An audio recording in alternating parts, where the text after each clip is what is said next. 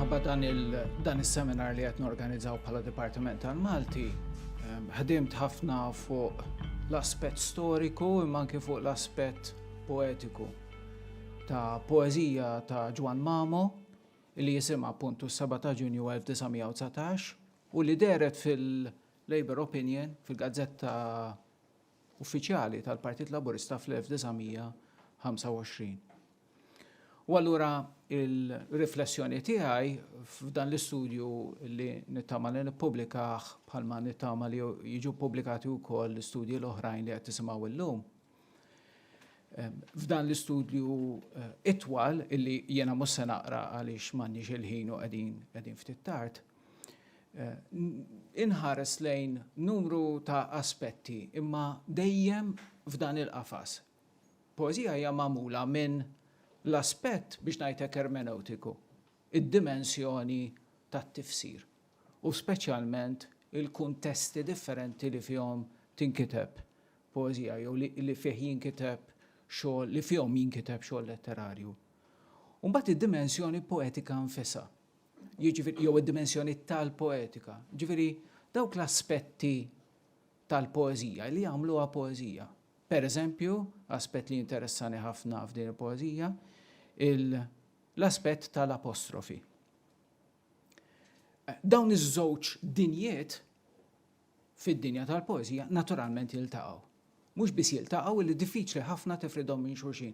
Ġifieri meta Ġwan Mamo jirreferi għad-dinja u jkellem lid-dinja f'din il-poeżija dwar l-1919, jew meta f'poeżija oħra jindirizza direttament li Salvo Aġus li kien Demekkjan magħruf u li kienet jikkorrispondi miegħu meta Manuel Demek kienet imut fi stat verament tal-biża' fl-Ixandra u qed jiktiblu littri li Salvo Aġus u li Salvo Astarita, għandna 4 ittri li ġew pubblikati minn Francis Gallia u mbagħad minn Mark Montebello.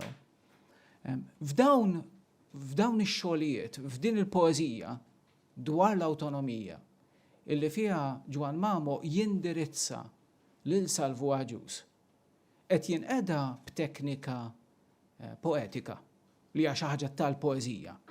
Ma nistax nagħmel diskors jien hawnhekk illum jew nikteb artiklu li fih nindirizza lid-dinja jew lil Salvo Aġus li mhux qiegħed magħna qatt ma kont nafu eċċetera.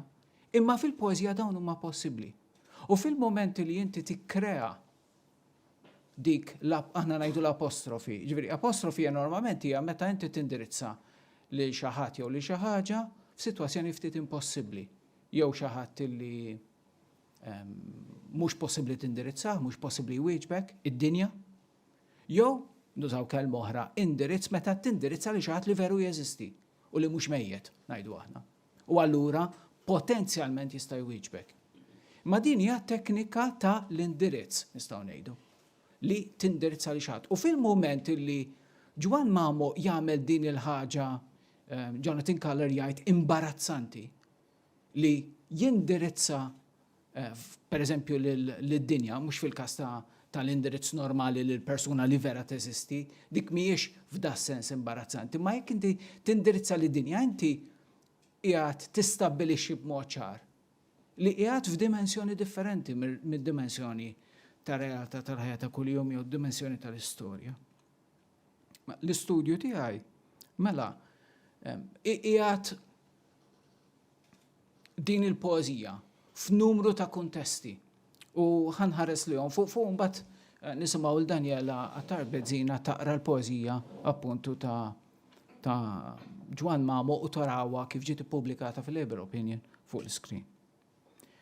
L-ewwel nett, għaliex il-letteratura tagħna, għax dan huwa wieħed mill-kuntesti le? Għaliex il-letteratura tagħna ma rrakkuntax almenu l-letteratura kanonika, u hekk hawn David Alois li qed jagħmel id-dottorat tiegħu fuq il-kanonu letterarju Malti. Għaliex fil-kanonu letterarju Malti aħna jien inkluż ma niddiskutux is-7 Ġunju. Niddiskutu l-awtonomija u smajtu l-Prof. Friġġieri jispjega tajjeb ħafna pereżempju r-rwol ta' din il-poeżija semmija Prof. Friġġieri. Le, din il-poeżija importanti ta' Dunkar milli Prof. Friġġieri jispjega ġiet ippubblikata isimgħu tajjeb id-data fl-1939. aktarx kitiba f'dawk il-ġranet, jekk naraw l-slajd ta' wara, naraw in-nota ta' Dunkarm taħt li għajt li dan huwa innu illi inkiteb biex jiġi mużikat, jiġifieri biex jiġi mużikat fl-1921 qed nifhmu. Imma il-letteratura tagħna b'mod ġenerali ma semmix il-Is-Sette Ġunju. Jekk tħarsu lejn l-antoloġiji jien rajt ħafna minnhom anki blajnuna ta' Claire Zarafa li jenet ħafna fl-organizzazzjoni tal-festival anki konċettwali. L-antoloġiji ma jitkellmux dwar Is-Sette Ġunju. Għaliex għax Is-Sette Ġunju huwa avveniment huwa ġrajja kontroversjali. Imma li ma storja mhix kontroversjali. Diskors wieħed wara l-ieħor tkellem propju dwar din il-kontroversjalità din il-ħila ta' kull ġrajja li tkun kontroversjali. Problema hi li għadha friska. Mit-senilu għadha friska, għatem nies li jafu n-nies li kienu importaturi jew li kienu vittmi u l-bqija.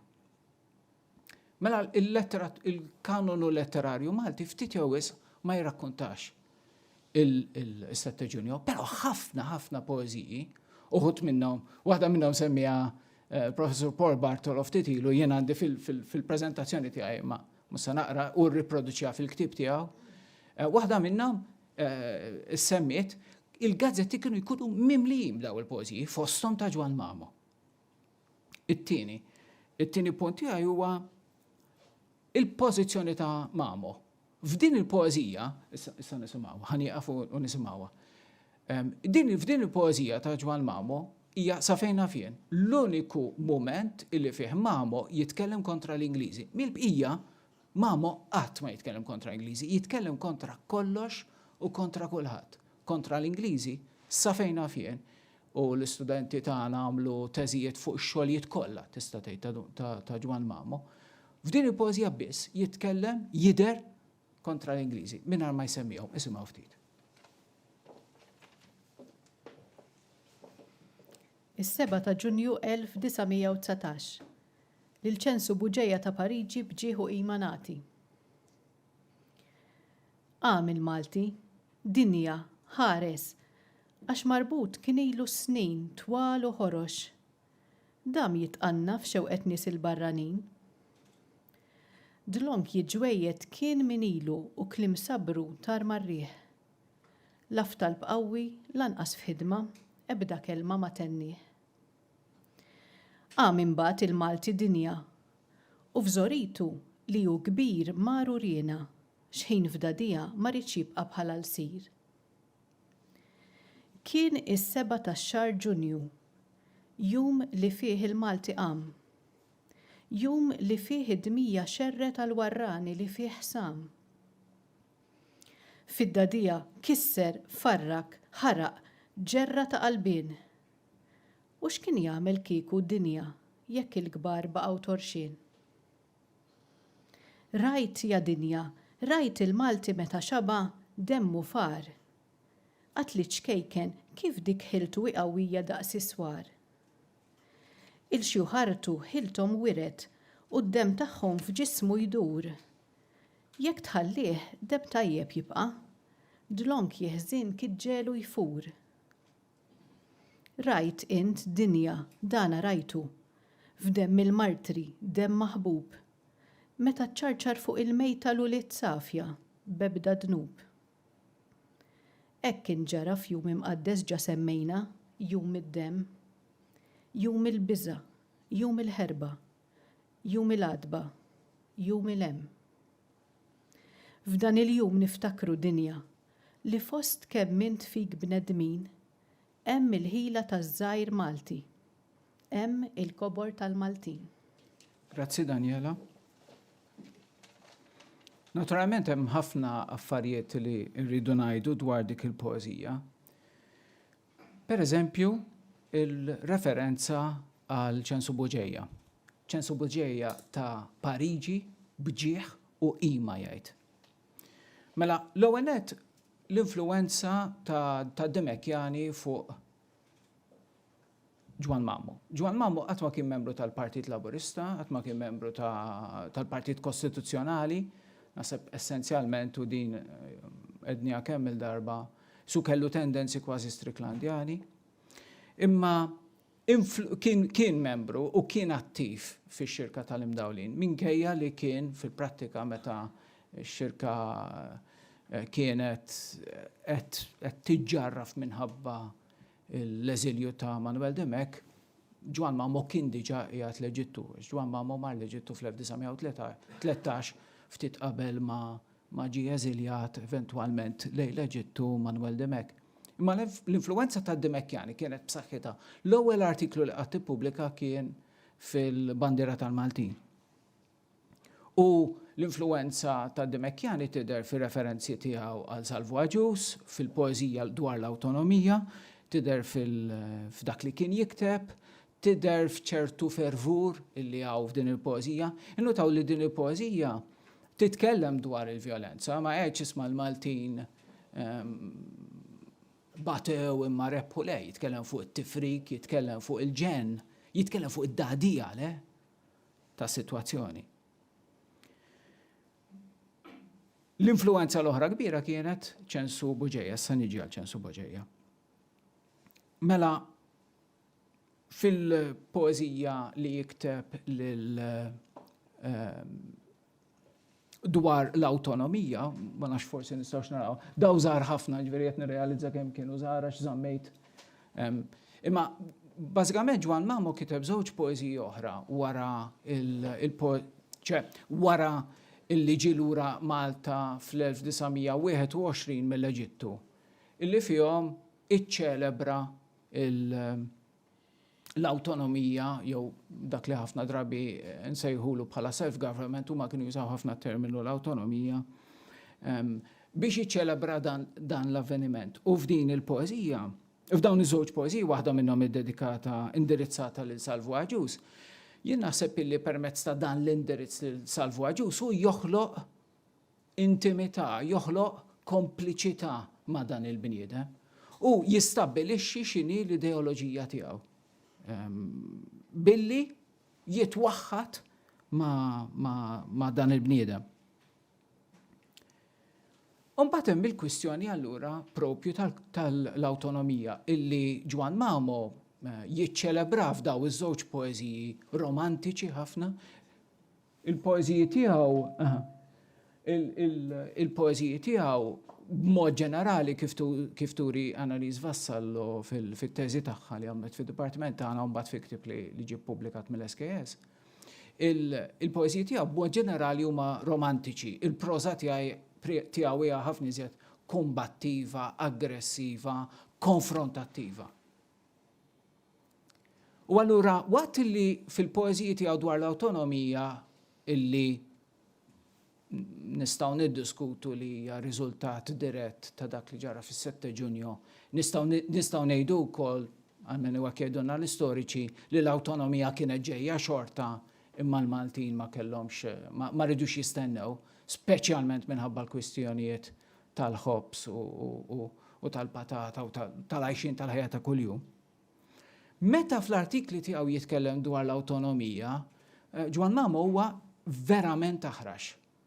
U jitkellem bi ħruxija kbira, it-tip ta' ħruxija li ma narawx meta jitkellem dwar Ingliżi, laqqas fil-poeżija dwar l-1919 li fihom kif rajtu, kif smajtu l-Anjana, ma jsemmix lill-Ingliżi, laqqas isemmi l-kolonizzaturi jew l-imperu, xejn minn dan. F'dawn l-artikli li jikteb dwar l-awtonomija, jikteb b'mod aħrax ħafna kontra ir-rappreżentanti tal-Maltin fil-Parlament Malti ta' dak iż-żmien.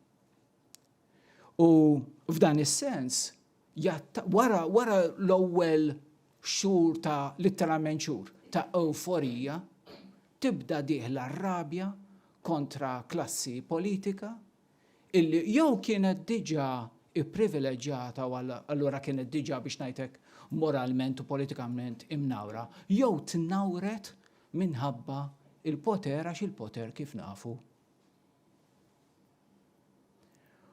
U allura fil-artikli tiegħu jattakka verament bl-ikraħ lil mexxejja tal-Maltin.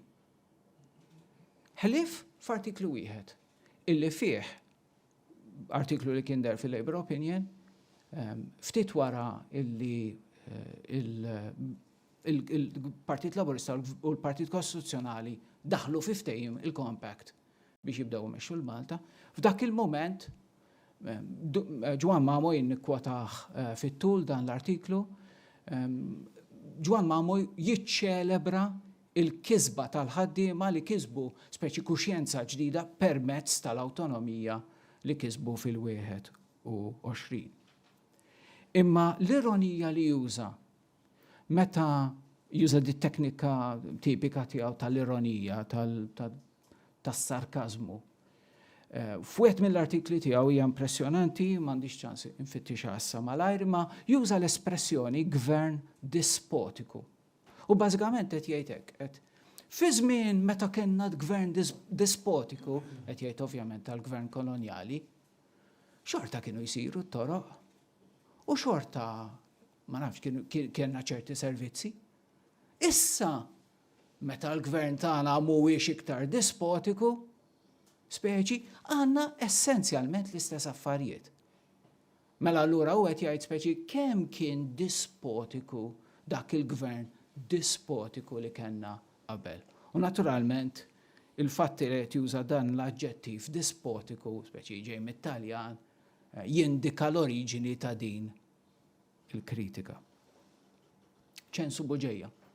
ċensu Buġejja nasabuha wieħed minn dawk il-personaġġi fl-istorja tagħna li għalmenu jiena ma kontx nafsu sakemm bdejna naħdmu fuq Ġwan Mamo ftit snin ilu mbagħad ħriġna ktieb bil-personaġġi. ċensu Buġejja kien bniedem ta' skola, ġej minn klassi essenzjalment privileġġjata, illi mar jistudja Cambridge, studja l-matematika, min jgħid li studja ma' Bertrand Russell, xejn inqas minn Bertrand Russell, kien rispettat ħafna minn klassi differenti tal-politika, tal-ħajja Maltija, inkluża politika, u fix-xhieda riprodotta minn Paul Bartolo jien għandi l-verżjoni l-antika. Fil-verżjoni, l-ewwel verżjoni tal-ktieb tiegħu li kienet jitkellem fuq ftit ilu, għandna riproduzzjoni fit-tul tax-xhieda li ta' ċensu Buġejja quddiem il-kummissjoni li kienet qed tagħmel l-inkjesta. U dik ix-xhieda turi kemm kien rispettat anki minn min kienet jinterrogah. Ġifieri meta tara l-attitudni lejn Erik Mizzi u lejn ċensu Buġejja li kien meqjus bħala skont Ġwan Mamo raġel tal-ħadit u darbtej oħra jiddiskrivih bħala raġel tal-bronz, speċi bniedem verament kbir u ta' min wieħed jirrispettah. Hemmhekk naraw x'tip ta' pożizzjoni u x'tip ta' dinjità u prestiġu kellu fis-soċjetà ċensu Buġejja. Dan il-bniedem illi ftit xhur wara jiena mela dan wara it-tratt tal-passaport illi tistgħu sibuhom da online mill-Arkivju Nazzjonali, din hija l-applikazzjoni ta' ċensu Buġejja biex imur lejn Franza. Ftit xhur, pratikament ftit ġimgħat wara li ta' xhieda tiegħu fl-inkjesta li konna tinsemmu ftit ilu. Mar lejn Franza, il-permess ingħata f'Settembru tal-1919 u telaq minħabba dak li ġara f'7 Ġunju. Waqt is-7 Ġunju kienet jikkoreġi l-Università u kien jgħallem il-matematika l-Università. U waqt li kienet jikkoreġi l-karti tal-matrikola, ovvjament kien jaf x'qed jiġri, u sħabu qalqu kollox ġo kamra u ħareġ barra fit-triq u mbagħad fil-inkjesta jirrakkonta dak kollu li ra. Imma l-iktar parti interessanti tax-xhieda fil-fema tiegħi ta' ċensu Buġejja, u naħseb li sar lil-ħin ħanieqaf, sar lil-ħin. Hija l-iktar parti interessanti hija meta u jelenka jagħmel lista tar raġunijiet għaliex jaħseb illi seħħew dawk l-irvellijiet. U l-analiżi tiegħu hija verament naħseb preċiża u meta nħarsu lura naħseb anke meta l-istoriċi għalmenu dan żgur huwa l-każ ta' Paul Bartolo meta jħares lura lejn l-analiżi biex ngħidlek soċjoloġika li għamel ċensu Buġejja jagħtih raġun fuq ħafna mill-affarijiet illi qal. Anki għaliex ċensu Buġejja jistqar f'dik f'dik l-intervista li kellu, f'dak il-moment li der qudiem il-Kummissjoni, illi kienet jikteb ktieb fuq dak li kienet jiġri f'Malta dak iż-żmien u wasal biex jippubblikah. Sa fejna fuq aħna qatt ma pubblikah. Kif qedtilkom xahar wara prattikament telaq lej Franza u mbagħad sar bniedem magħruf ħafna internazzjonalment, eventwalment sar l-editur ta' dik li llum hija l-International Herald Tribune, il-verżjoni ta' Pariġi li kienet toħroġ l-Amerika.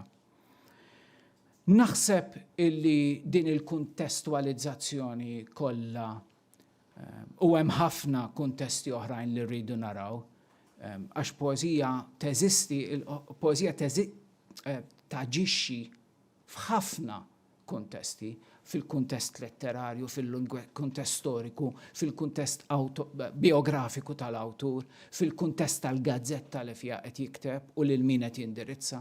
Fil-verità, għalkemm il-poeżija li smajtu l-Daniela taqra hija indirizzata lid-dinja, fil-verità naħseb jiena u qed jindirizza lil ċensu Buġejja li jiltaqa' miegħu fl-1930, imur għandu d-dar tiegħu, jirrakkonta din il-ġrajja f'żewġ artikli, storja ftit twila nirrakkonta hawnhekk, 1930 u sejjer Londra, il-belt li kien fissat fiha mamo, waqaf Pariġi marant ċensu Buġejja u hemmhekk jitkellem f'dak l-artiklu dwar kemm għalih kien bniedem kbir dan ċensu Buġejja. Wara dawk li triq kien għala ftit polemika għax ċensu Buġejja b'mod inkredibilment dinjitus u polit iwieġbu imma dik storja oħra.